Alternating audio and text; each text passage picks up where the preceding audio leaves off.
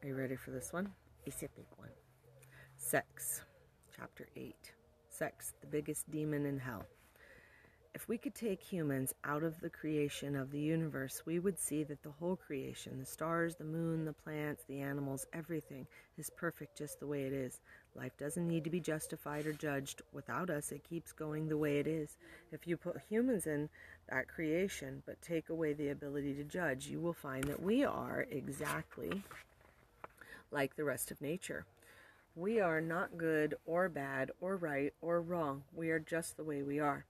In the dream of the planet, we have the need to justify everything, to make everything good, bad, right, wrong, when it is just the way it is, period.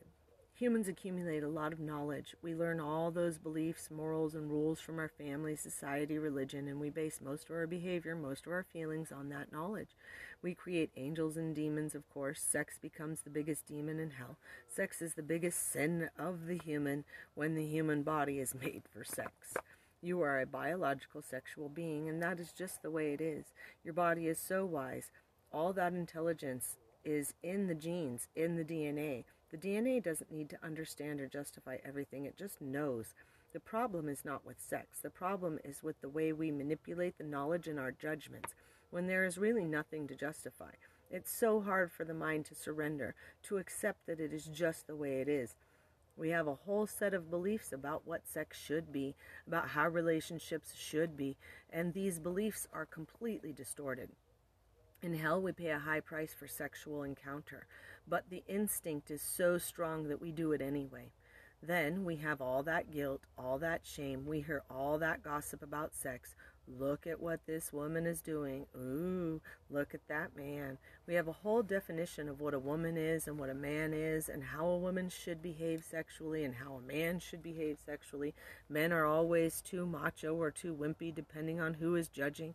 Women are always too thin or too fat. We have all these beliefs about how a woman should be in order to be beautiful. You have to buy the right clothes, create the right image so that you can be seduced and fit that so you can be seductive and fit that image.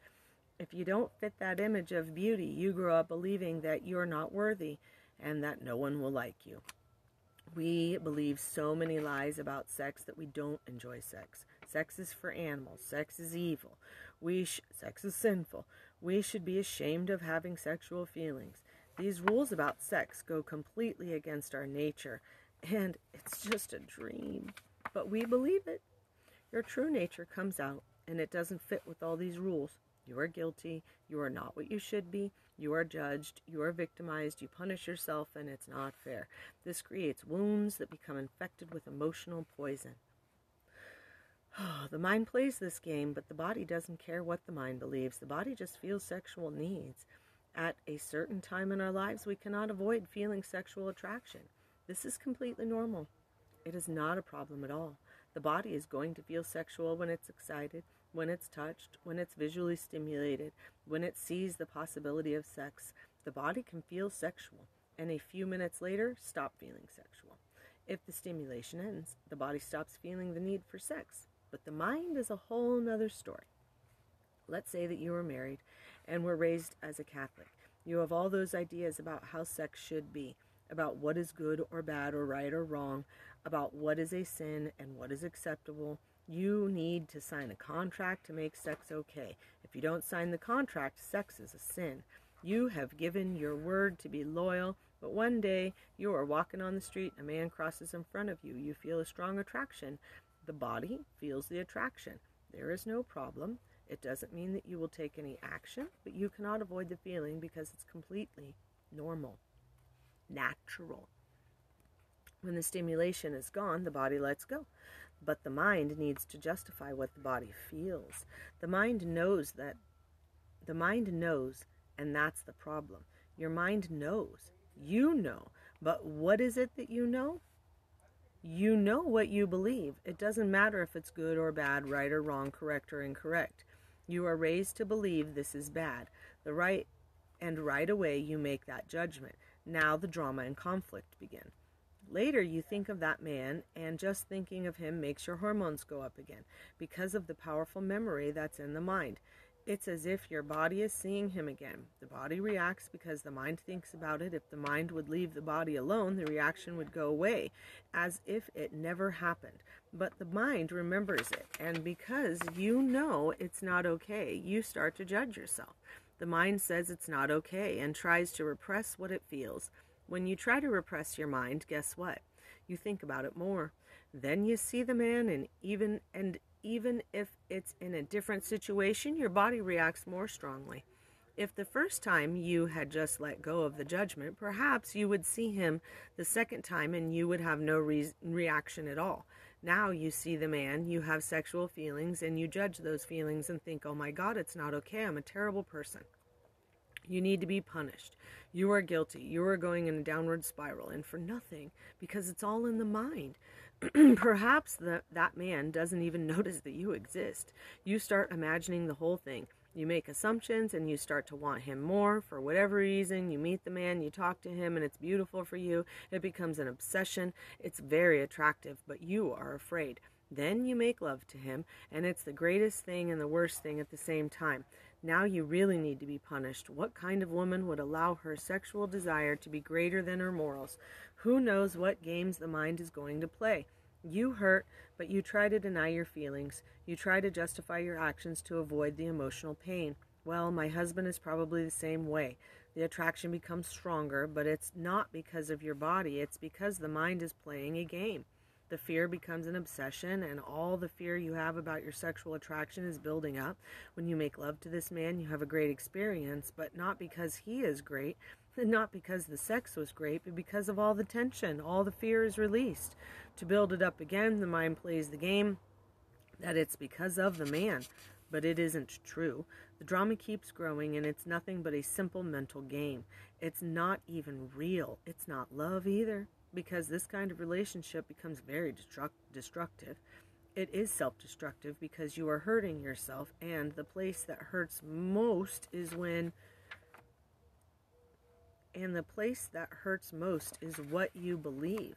It doesn't matter if your belief is right or wrong or good or bad. You are breaking your beliefs, which is something that we wish to do, but in the way of the spiritual warrior, not in the way of the victim. Now you are going to use that experience to go deeper into hell, not to get out of hell. Your mind and body have completely different needs, but your mind has control over your body. Your body has needs that you cannot avoid. You have to fulfill the need for food, the need for water, shelter, sleep, sex. All those needs of your body are completely normal, and it's so easy to satisfy the needs of the body. The problem is that the mind says these are my needs. In the mind, we create a whole picture in this bubble of illusion, and the mind takes responsibility for everything. The mind thinks it has the need for food, for water, for shelter, for clothing, for sex, but the mind has no needs at all, no physical needs. The mind doesn't need food, it doesn't need oxygen, it doesn't need water, it doesn't need sex at all. How do we know this is true? When your mind says, I need food, you eat, and the body is completely satisfied, but your mind still thinks it needs food. You keep eating, and you cannot satisfy your mind with food because that need is not real. The need to cover your body is another example. Yes, your body needs to be covered because the wind is cold or because the sun is hot, but it's your body that has the need, and it's so easy to satisfy the need. When the need is in the mind, you can have tons of clothes and the mind still needs clothes. You open the closet and it's full of clothes, but your mind isn't satisfied.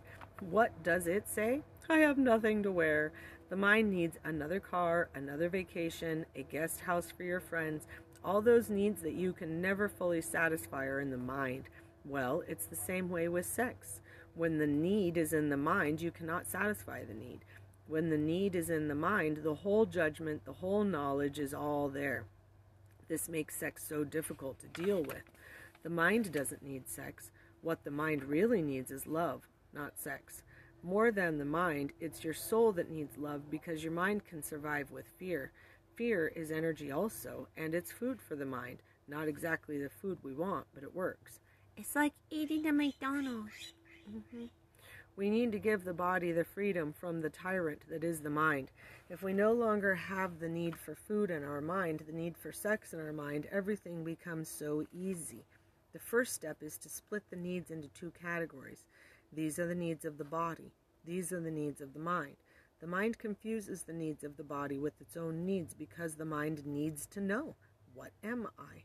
We live in this world of illusion and we have no idea what we are. The mind creates all these questions. What am I becomes the biggest mystery.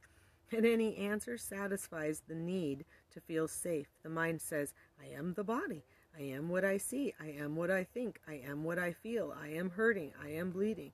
The affinity between the mind and the body is so close that the mind believes I am the body.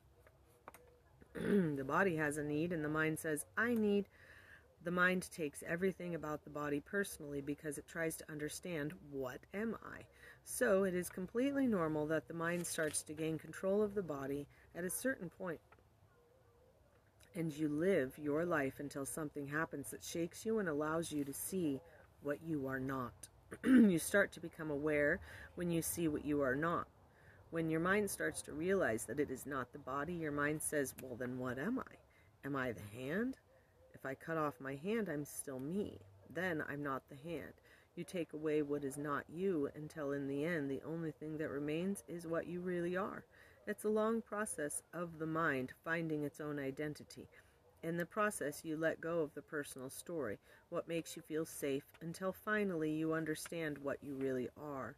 To find out that you are not what you believe you are because you never chose your beliefs. These beliefs were there when you were born. You find out that you are also not the body because you start to function without your body. You start to notice that you are not the dream, that you are not the mind. If you go deeper, you start noticing that you are not the soul either. Then what you find out is so incredible.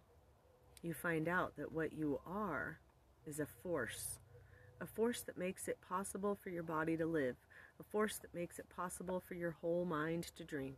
Without you, without this force, your body would collapse on the floor. Without you, your whole dream just dissolves into nothing. What you really are is that force that is life. If you look into the eyes of someone near you, you will see the self-awareness, the manifestation of life shining in his or her eyes. Life is not the body. It is not the mind. It is not the soul. It is a force.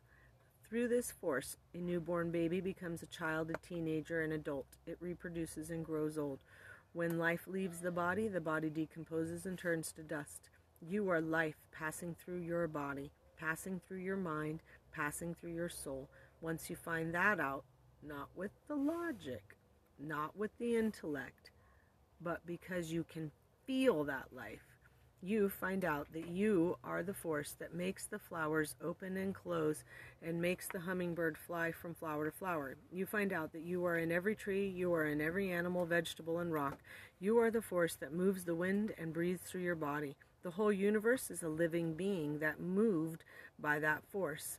And that is what you are. You are life. Loving you. I'll be right back.